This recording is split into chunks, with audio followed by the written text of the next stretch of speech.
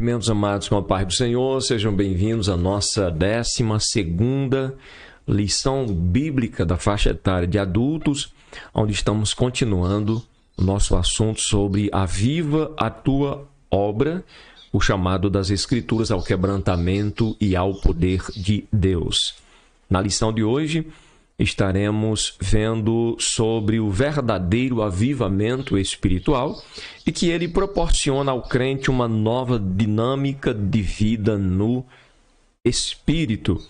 No entanto, isso não significa que o cristão, que o crente esteja isento de enfrentar lutas espirituais, bem como batalhas na carne, para que não obedeça à vontade de Deus, né? Existe aquela parte em que somos orientados por Paulo, quando escreve aos Gálatas, de que a carne cobiça contra o espírito contra a carne, né? A única solução para que saiamos vencedores é aquilo que a palavra informa para a gente no capítulo 5, versículo de número 16. Andai em espírito e assim não satisfareis, né, os desejos, as concupiscências carnais. Por isso, a nossa lição de hoje traz um texto áureo baseado em Gálatas 5:22. Nossa lição de hoje que tem o título Vivendo no Espírito. É importante viver no Espírito, porque se vivermos no Espírito, o Espírito produzirá em nós amor, gozo, paz, longanimidade, benignidade, bondade, fé, mansidão e temperança. Esta é a obra do Espírito na vida do homem, esta é a obra do Espírito na vida da mulher cristã. Nossa verdade prática diz: o avivamento espiritual traz uma realidade de vida no Espírito. É algo muito importante, né, para as nossas vidas. Nosso texto base, nosso texto que é usado como leitura bíblica em classe, está em Gálatas 5, verso 19 ao 25, onde começa a falar sobre as obras da carne e para o final da leitura, né, a partir do 4º versículo, vai apresentar para a gente o fruto do Espírito, vai mostrar para a gente que contra essas coisas não há lei, e aqueles que são de Cristo, eles crucificaram a carne com as suas paixões e concupiscência. Então, se vivemos no Espírito, devemos andar também no Espírito. As obras da carne, elas se manifestam em forma de prostituição, elas se manifestam em impureza, lascívia, idolatria, feitiçaria, inimizades, porfias, emulações, iras, pelejos, dissensões, heresias, invejas, homicídios, bebedices, glutonarias e coisas semelhantes a estas, acerca das quais Paulo disse: olha, eu vos declaro, como já antes vos disse, que os que cometem tais coisas não herdarão o reino de Deus. E enquanto isso, o fruto do Espírito, como já citamos, amor, gozo, paz, longanimidade, benignidade, bondade, fé ou fidelidade, né, mansidão e temperança. A nossa introdução nos fala que o salvo em Cristo Jesus, desde quando aceitou a Jesus como seu único e suficiente Salvador, pode passar por diversas situações em sua vida para experimentar o avivamento espiritual. A vida cristã é uma jornada espiritual que começa no dia da conversão e prossegue até a sua morte. É uma jornada, não é um pacote pronto. É uma jornada e essa jornada é agora com Deus. E a maneira que nós o ouvimos, renunciamos a nós mesmos, renunciamos o mundo, nós vamos sendo aperfeiçoados pelo Senhor, pela sua bendita graça. Na caminhada espiritual, o crente precisa conservar-se fiel, vivendo de acordo com a vontade de Deus. Para isso é necessário andar no Espírito. Lembramos também do que escreveu Tiago, né? Tiago escreveu dizendo que nós devemos nos guardar da corrupção do mundo. Veja que Deus é todo-poderoso, tem operado grandiosamente na vida da gente, mas isso não nos isenta das nossas responsabilidades ou da nossa responsabilidade pessoal. Veja que o próprio Tiago ele falou acerca da necessidade de nos guardarmos, né? Quando andamos com Deus, tememos ao Senhor e ouvimos os seus conselhos estaremos nos guardando da corrupção do mundo. Primeiro tópico, a vida no Espírito. Andando em Espírito. Na Bíblia, o verbo andar tem um sentido figurado de viver, experienciar, ou seja, ter experiência, praticar e conduzir na vida espiritual. Ou seja, andar em Espírito não é estar estático, parado no Espírito, mas fala de uma vida diária, né? É necessário entendermos que andar no Espírito não é somente ir ao templo, não é somente a congregação. Começa tudo isso em casa mesmo, né? O processo começa em casa. O andar no Espírito é desde o seu lar, aos seus compromissos, às suas responsabilidades, ao seu momento de adoração individual, ao seu momento de adoração coletiva, enfim, em todo o tempo, né? Como está escrito, Paulo escreveu o seguinte: digo, porém, andar em espírito e não cumprireis a concupiscência da carne. Quer dizer, viva no espírito, né?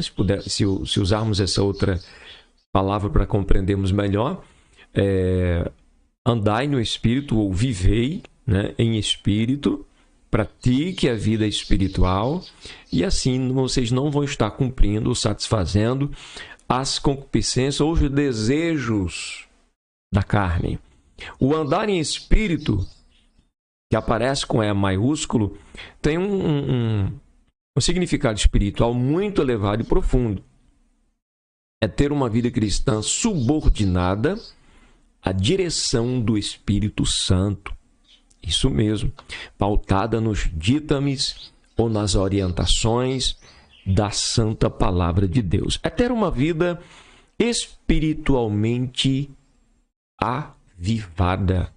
Ou seja, é estar vivo para Deus e morto para o mundo. Em palavras mais objetivas e que traz o mesmo significado.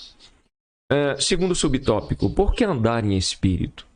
O crente em Jesus deve andar de acordo com o Espírito Santo para não cumprir os desejos da natureza carnal. Desejos que são, na verdade, fortes, né? Por isso que são chamados de concupiscência. E escrevendo aos Romanos, o apóstolo Paulo ele disse assim: portanto, agora, nenhuma condenação há para os que estão em Cristo Jesus, que não andam segundo a carne, mas segundo o Espírito. Ou seja, não estão para cumprir mais os ditames da carne, mas estão para satisfazer a vontade do Espírito de Deus. Porque a lei do Espírito de vida em Cristo Jesus me livrou da lei do pecado e da morte.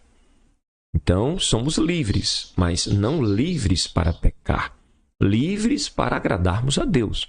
Por isso, andando no Espírito, o salvo tem vitória sobre o império do pecado e também sobre o império da morte. E isto é muito importante. Mas aí surge outra pergunta, que aparece no terceiro subtópico. Como andar em Espírito? Não é fácil andar no Espírito. Claro que essa frase, né, vem através do entendimento de que exige-se renúncia, é necessário negarmos a nós mesmos, né? Por isso que aparece dizendo que não é fácil. Não é que o Espírito seja fraco, frágil, não é que o Espírito de Deus não seja importante em nossas vidas. Não. O problema é que a gente precisa negar a nós mesmos. Infelizmente, a inclinação da natureza carnal herdada de nossos primeiros pais, inerente a todos os seres humanos, ou que passou a todos os seres humanos, faz com que busquemos as coisas que não agradam a Deus. E isso quase que automaticamente. Não precisa ninguém fazer projetos e planos e se esforçar. O ser humano não precisa se esforçar para desejar aquilo que não agrada a Deus. Não exige esforço. Está nele a natureza, né? Quando as pessoas aceitam a Cristo como Salvador, tornam-se novas criaturas pelo processo salvífico do novo nascimento. Entretanto, elas precisam cultivar o relacionamento espiritual e perseverante com Deus. E, portanto, para o crente andar em espírito, é preciso ter o Espírito Santo dentro dele, ser guiado pelo Espírito, ser cheio do Espírito Santo. Para isso, o cristão precisa manter-se cultivando sempre o relacionamento com Deus, examinando as Escrituras, guardando aquilo que você examinou, orando, falando com Deus, parando para ouvir a voz de Deus, e uma vez Deus falando, atentando para o que Ele falou e procurando colocar em prática. Dessa maneira é construído um relacionamento espiritual e perseverante com Deus, aonde seremos guiados pelo Espírito e certamente cheios do Espírito Santo. Isso é muito importante. Segundo tópico, o confronto entre a carne e o Espírito. Em termos espirituais, é a maior luta da vida do crente salvo. Estamos enfrentando um inimigo que não morre. Pelo menos agora não. Ainda não, né? E a natureza carnal herdada de Adão é alimentada pela concupiscência da carne, alimentada pelos desejos. Ela se inclina para as estruturas pecaminosas criadas pelo diabo com o objetivo de afastar os seres humanos para longe de Deus. Ou seja, não é que o diabo pega na mão da gente e põe a gente para pecar. Não, ele cria estruturas para nos atrair a atenção, despertar em nós desejo. Desejo este que, quando não é resistido, no temor de Deus e no Espírito, aí o cristão cai. Né? Por isso que a palavra nos fala sobre o cuidado e o estado de vigilância constante que o cristão precisa viver. Né? Essa natureza ela se inclina, né, para as estruturas pecaminosas criadas pelo adversário. Por isso o apóstolo Paulo escreveu o seguinte: não ameis o mundo, nem o que no mundo há. Se alguém ama o mundo, o amor do Pai não está nele. Porque tudo que há no mundo, a concupiscência da carne, a concupiscência dos olhos e a soberba da vida, não é do Pai, mas do mundo. Isso aparece em 1 João 2,15 e 16. Infelizmente, muitas pessoas não querem saber de Deus. Elas são seduzidas e afastadas para longe de Deus, por meio de vários instrumentos, né? Por exemplo, pelas falsas religiões, pelo humanismo, materialismo e outras coisas mais. Como resultado, as pessoas se esquecem de Deus e procuram agradar a quem? Ao diabo. E também procuram agradar a sua própria natureza carnal, corrompida pelo pecado.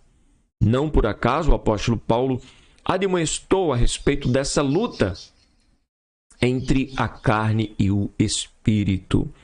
Precisamos estar no temor de Deus para que nesta peleja o Espírito possa prevalecer. E ele prevalece quando nós nos inclinamos para obedecer à sua vontade. Segundo subtópico, as obras da carne. Em termos bíblicos do grego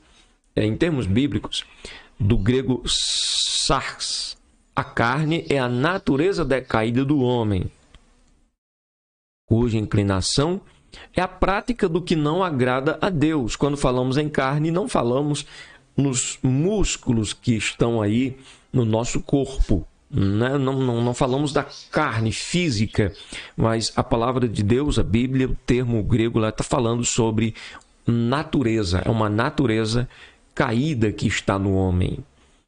É ela que não tem nada com Deus, absolutamente nada.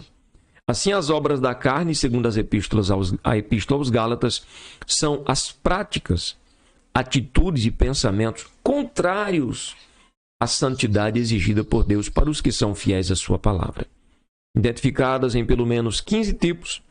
Claro, Paulo aí não fechou a lista, né, das obras da carne, porque ele acrescenta falando sobre coisas semelhantes, então é uma lista muito maior do que a que nós temos. Essas obras podem ser classificadas em várias categorias. Práticas sexuais ilícitas,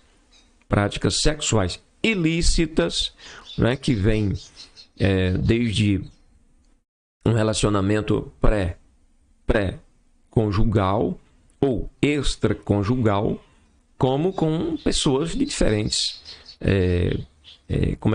diferentes não, com pessoas de sexualidade igual, né? É o que a palavra de Deus apresenta aqui nos seus gloriosos escritos para a orientação do bem viver da raça humana, né? E do equilíbrio da nossa vida espiritual e também, por que não dizer, da nossa vida social, né? Porque cumprimos o nosso papel quando vivemos de acordo com as orientações do Senhor Deus Todo-Poderoso. Então, são práticas ilícitas, que são citadas como obras da carne, práticas religiosas que não estão de acordo com a vontade de Deus, mau relacionamento humano, vícios, maus hábitos e por aí vai. O apóstolo Paulo encerra essa parte da carta dizendo que os que cometem tais coisas não herdarão o reino de Deus. É o que está escrito em Gálatas 5:21, 1 Coríntios 6, versículo de número 9, que vai falar que não herdarão o reino de Deus os que praticam tais coisas.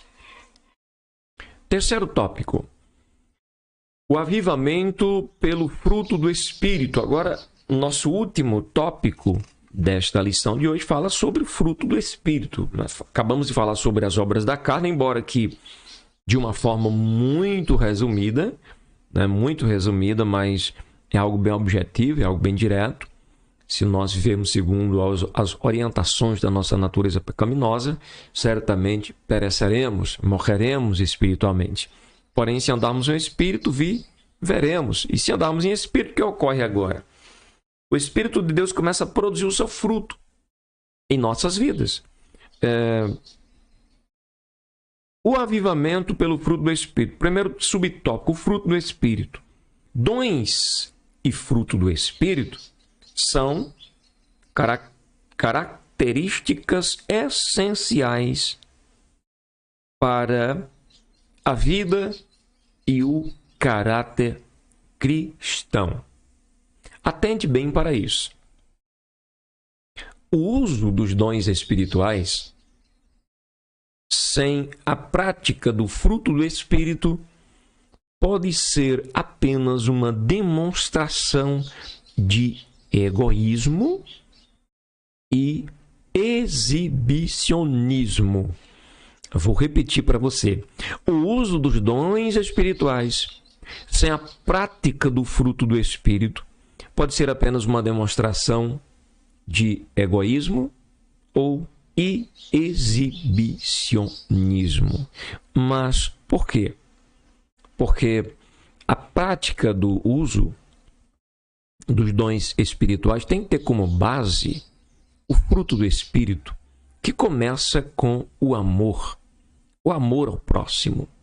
Se eu não amo você, de que vale a profecia que eu vou profetizar? Se eu não amo você, do que vale falar línguas ou interpretar línguas?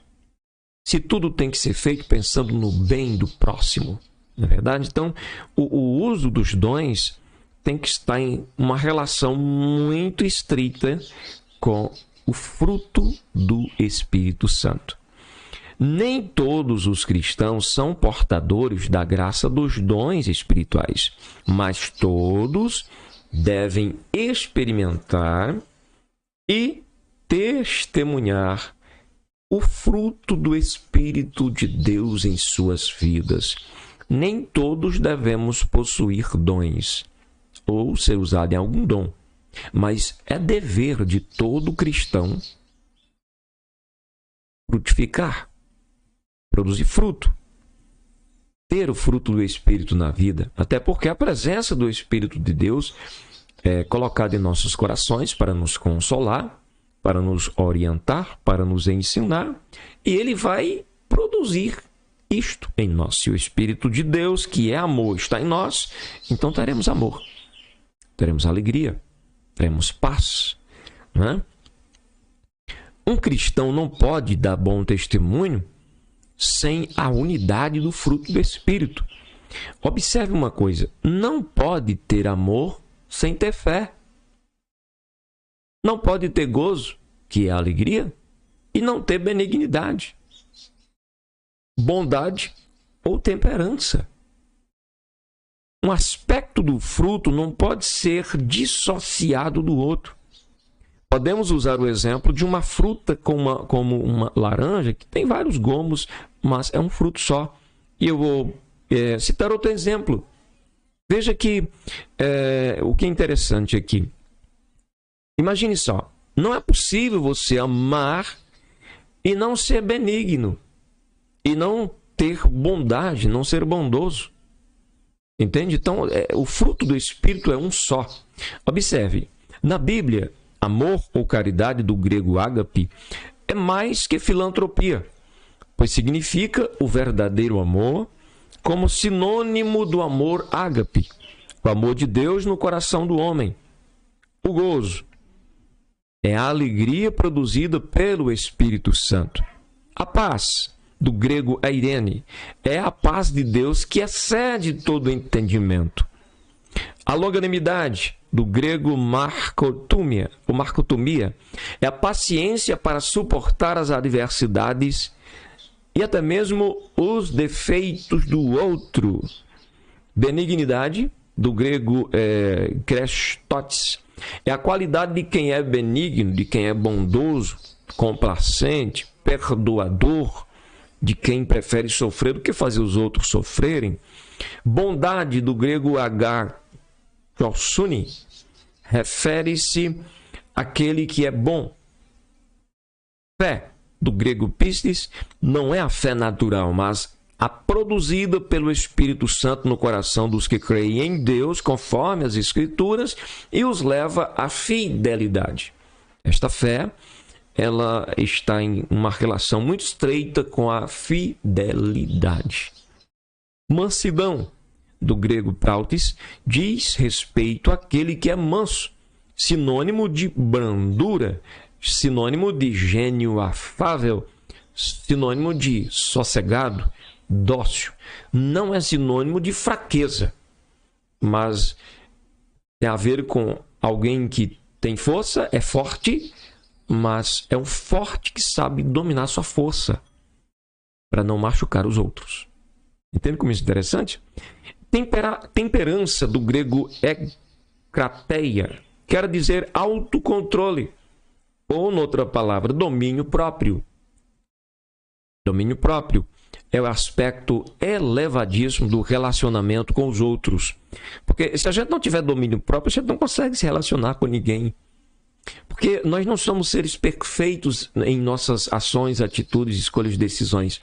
Não somos seres perfeitos. Nós falhamos uns com os outros. Então, se as pessoas não tiverem temperança, elas vão... Veja a situação quando se tem que enfrentar uma fila. Seja uma fila no pronto-socorro, seja uma fila em um banco. Veja que as pessoas estão ali e muitas vezes algumas se explodem com as outras porque a outra precisou entrar na frente. Falta autocontrole, né? Surge ali um sentimento de direito que o meu direito, eu cheguei primeiro, tem que ser eu primeiro e tal. E às vezes as pessoas vão a vias de fato, né? E isso não é bom. É o aspecto elevadíssimo do relacionamento com os outros, com situações e fatos diversos na vida. São diversas as situações. Bem, contra o fruto do Espírito não há lei. A conclusão de Paulo sobre o fruto do Espírito é impressionante. Ele afirma de modo incisivo e categórico: contra essas coisas não há lei. Não há como reprovar o fruto do Espírito. Não há como condenar o fruto do Espírito. Nada tem contra. Entende? Não há como. E os que são de Cristo crucificaram a carne. Crucificaram a carne com as suas paixões e concupiscências. Se vivemos no Espírito, andemos também no Espírito. Então, que Deus nos ajude a cultivar o fruto do Espírito em nossas vidas. Os dons espirituais só têm valor se forem acompanhados do fruto do Espírito Santo. Olha que revelação importante. Isso é viver na plenitude do Espírito, tendo uma vida verdadeiramente avivada. Se você tem o fruto do Espírito, meu irmão, minha irmã, não tem como você não ser um cristão avivado. Porque a maior prova de avivamento é o amor ao próximo, a capacidade de se relacionar uns com os outros sem condenação, sem condenatório, né? Sem que um condene o outro, mas entendendo que somos diferentes, mas que Deus nos ama porque Ele é amor. Conclusão: crentes avivados são beneficiados com grandes bênçãos da parte de Deus, pois eles andam no Espírito e não andam conforme as concupiscências da carne. Além dos dons espirituais, eles têm o fruto do Espírito: amor, gozo, paz, longanimidade, benignidade, bondade, fé, mansidão e temperança. Por isso, Deus concede bênçãos em abundância sobre os crentes que andam e vivem no Espírito. Efésios 1, verso 3, diz: Bendito Deus e Pai de nosso Senhor Jesus Cristo, o qual nos abençoou com todas as bênçãos espirituais nos lugares celestiais em Cristo Jesus. Que Deus abençoe a vida dos amados. Até a próxima e última lição, em nome do Senhor Jesus.